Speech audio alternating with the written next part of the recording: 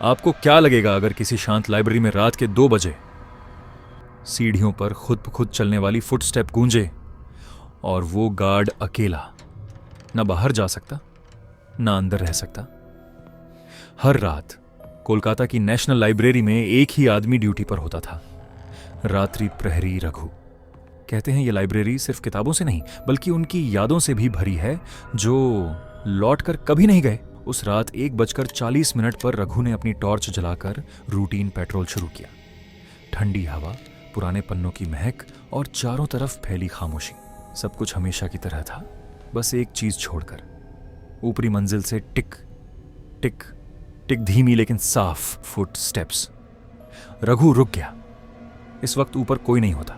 उसने सीढ़ियों पर टॉर्च का बीम डाला। कुछ नहीं दिखा, पर आवाजें रुकती नहीं थीं। रघु कॉशियसली ऊपर चढ़ता गया। फुटस्टेप्स और क्लियर होने लगी, जैसे कोई उसी पेज से पीछे पीछे चल रहा हो। रघु की गर्दन के पीछे ठंडी हवा सी लगी। उसका दिल पहली बार इतनी तेज धड़क रहा था। शीर्ष मंजिल पर पहुंचकर उसने देखा, रीडिंग हॉल का दरवाजा खुद ही खुला हुआ था। अंदर बिल्कुल सन्नाटा, पर पिछले कोने में एक टेबल पर खुली किताब रखी थी, जिसके पन्ने खुद ब खुद फड़फड़ा रहे थे, जैसे कोई अदृश्य हाथ उसे पलट रहा हो। रघु ने हिम्मत कर नजदीक जाकर देखा। किताब में ब्रिटिश काल की एक महिला लाइब्रेरियन की तस्वीर थी। नीचे लिखा था, died inside the library, body never found.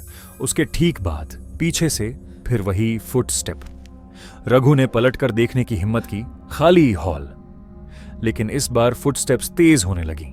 Raghu ने भागने की कोशिश की, पर हॉल का दरवाजा बांग से बांध हो गया। टॉर्च फ्लिकर होने लगी। हवा ठंडी हो गई। रूम में किसी और की प्रेजेंस क्लियरली फील हो रही थी। रघु को लगा जैसे कोई उसके बिल्कुल पास खड़ा है। उसकी सांस उसके कान के पीछे महसूस हुई, पर वहां कोई नहीं था।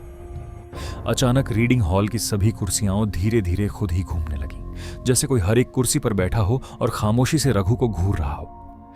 रघु ने आंखें कसकर बंद की। कौन है? कौन हो तुम? एक ठंडी फुसफुसाती फीमेल आवाज आई। मेरा काम अभी खत्म नहीं हुआ। सुबह 5 बजे जब नेक्स्ट शिफ्ट के गार्ड आए, उन्होंने रीडिंग हॉल का डोर खुला हुआ पाया।